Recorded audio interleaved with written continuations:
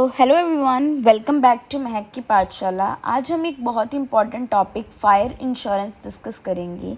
Fire insurance का एक बहुत इंपॉर्टेंट क्वेश्चन है जो यूजुअली एग्जाम्स में पूछा जाता है। What is fire insurance and what are the various types of risks covered under fire insurance.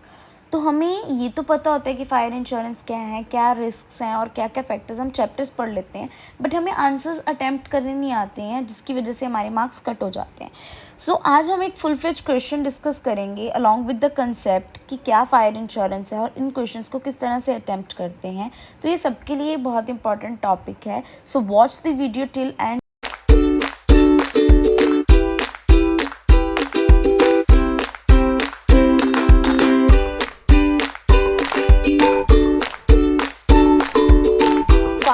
Insurance सबसे पहले हमें एक्सप्लेन करना पड़ेगा इस क्वेश्चन में कि फायर इंश्योरेंस होता क्या है, एंड देन विल एक्सप्लेन कि कौन कौन से टाइप्स ऑफ रिस्क हैं जो फायर इंश्योरेंस पॉलिसी के अंदर प्रोटेक्टेड होते हैं।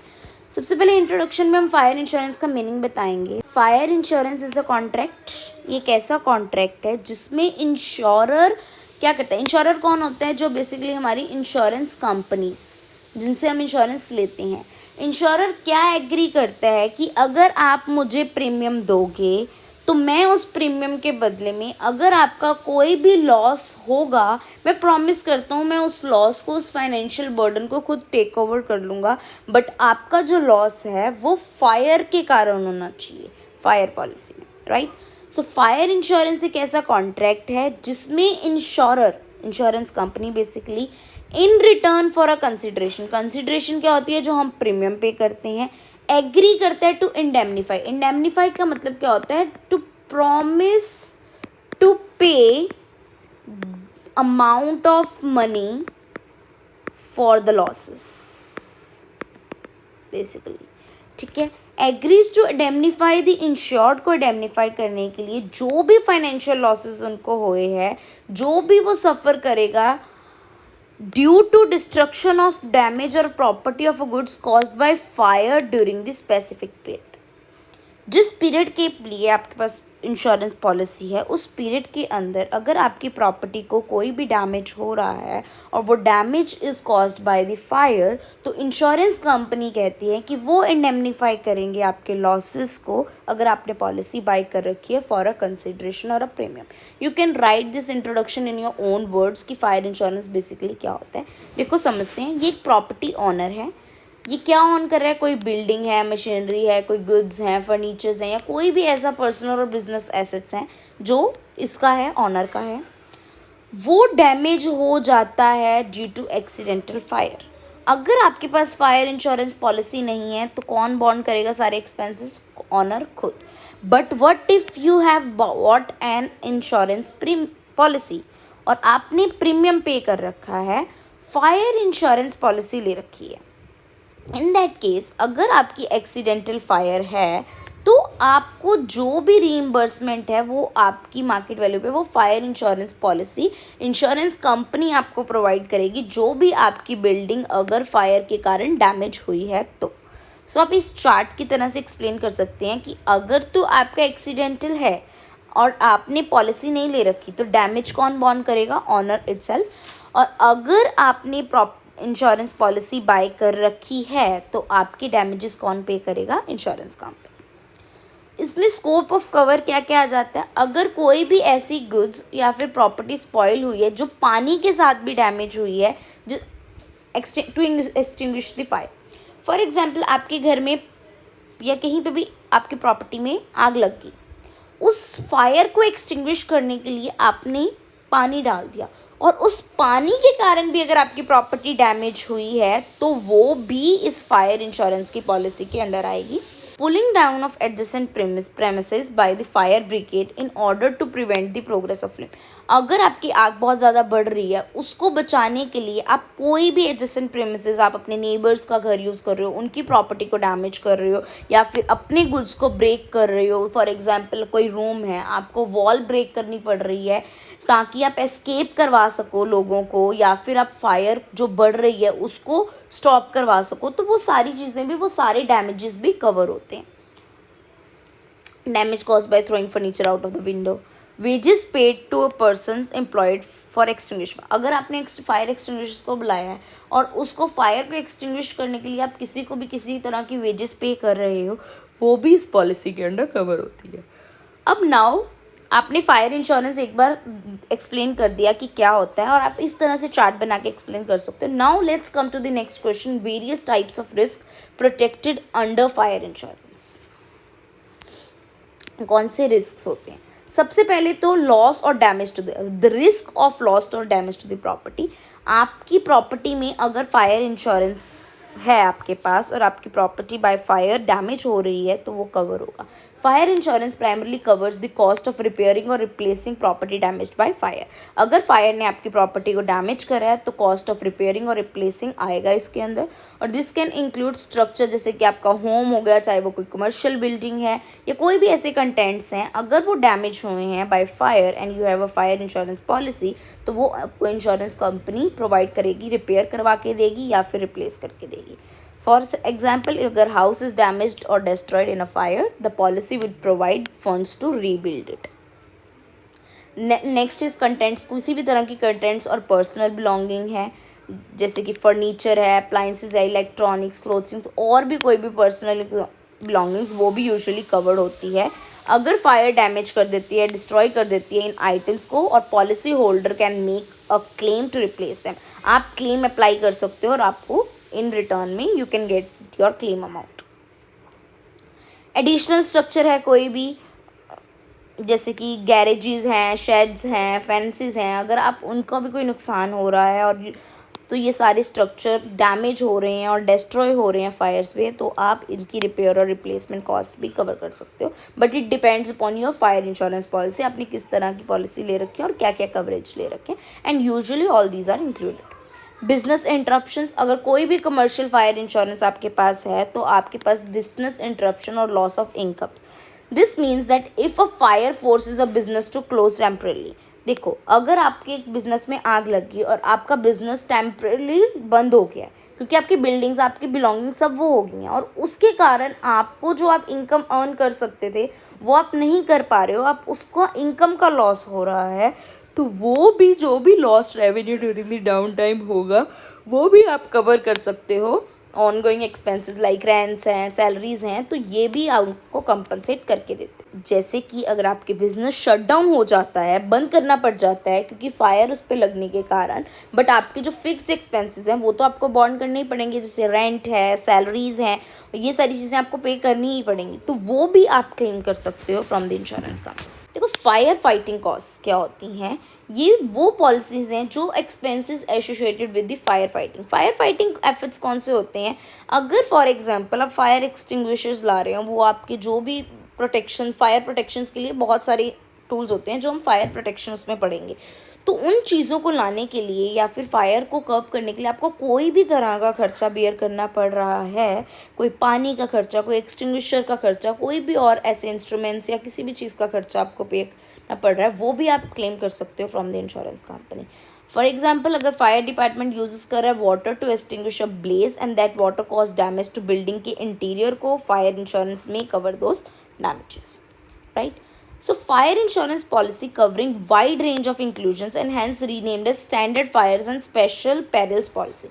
देखो, फायर इंश्योरेंस ना अकेली not only a fire insurance, इसको एक नाम दे रखा है, yes, standard fire and special perils policy covers, जो और भी सारे रिस्क जो हैं उनको भी कवर करती हैं, अलॉन्ग विद ये जो प्राइमरी रिस्क हैं इनको तो आप कवर करते ही हो, बट इसके अलावा भी जो standard fire and special perils policy होती हैं वो और भी चीज़ों को कवर करती हैं, आप वो भी लिख सकते हो।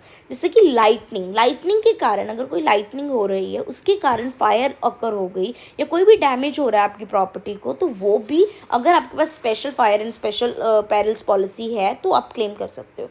फायर और any other damage caused by lightning is covered by this policy.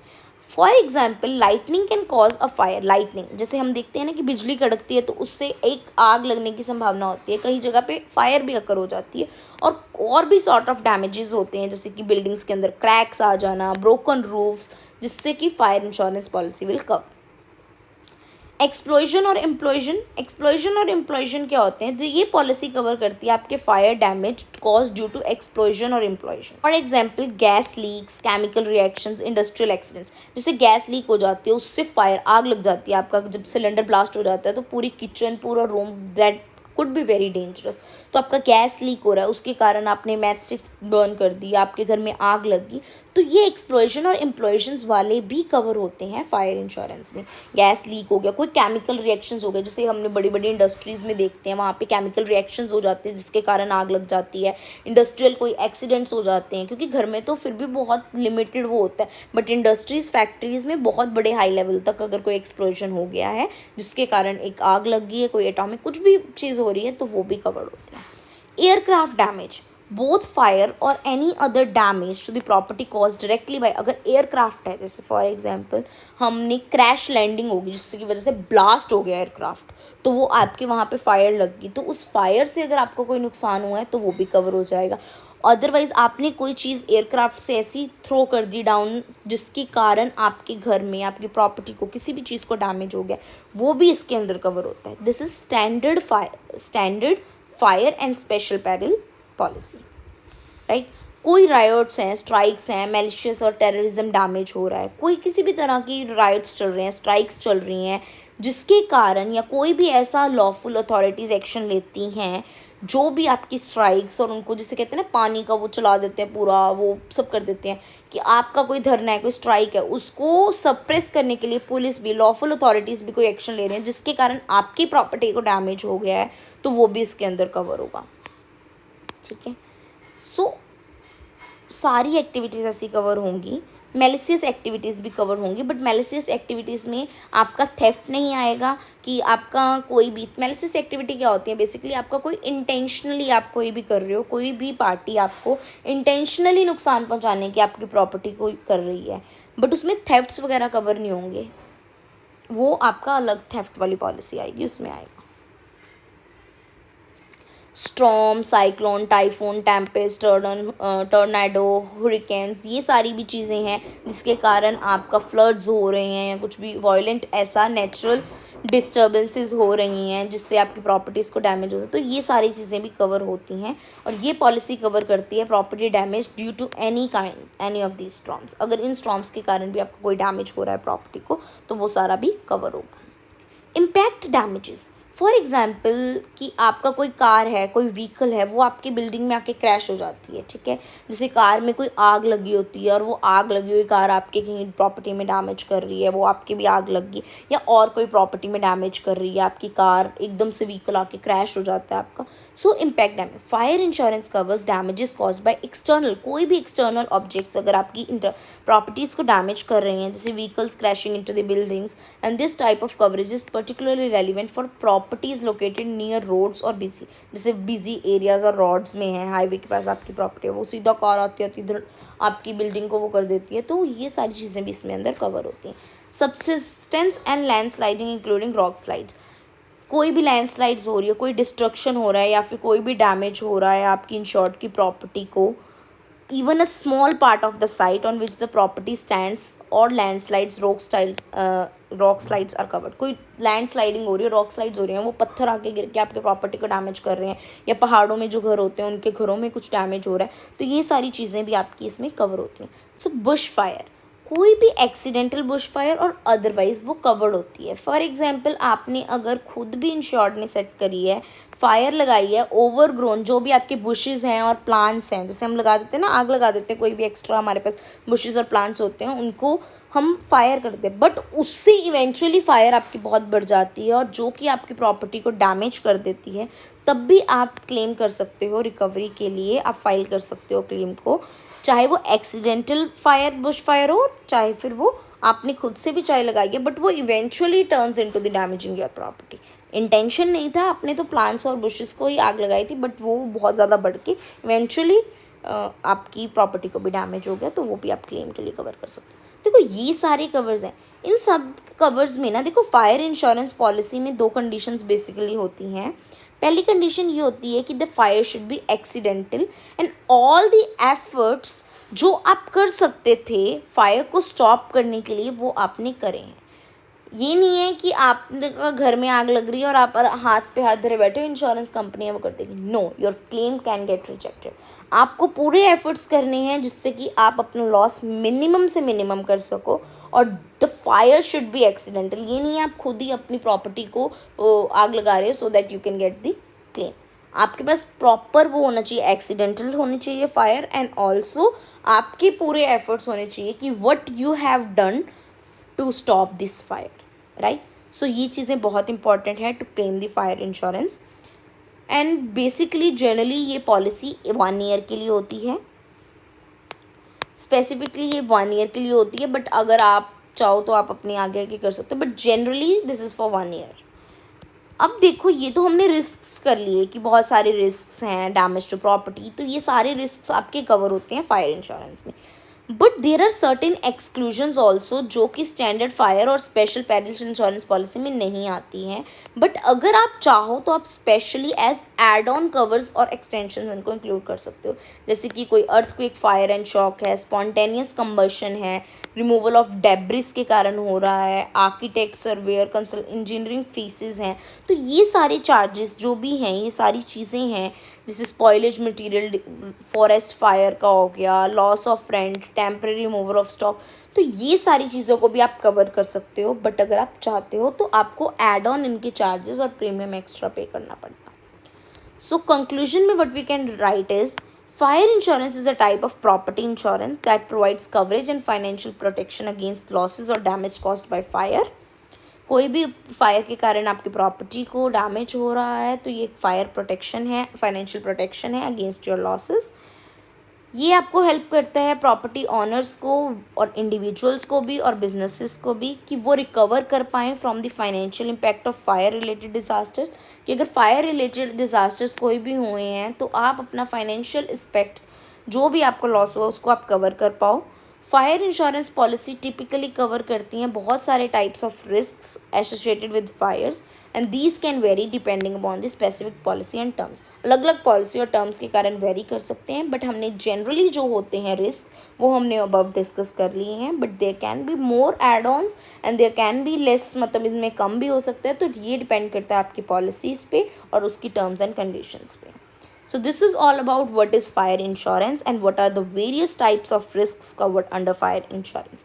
तो इसके बाद हम और भी करेंगे fire protection systems क्या होते हैं, what are the various types of fire insurance policies. So stay tuned for all that videos. So if you liked my video, please do subscribe Mehak Ki Pathshala and share it with your friends.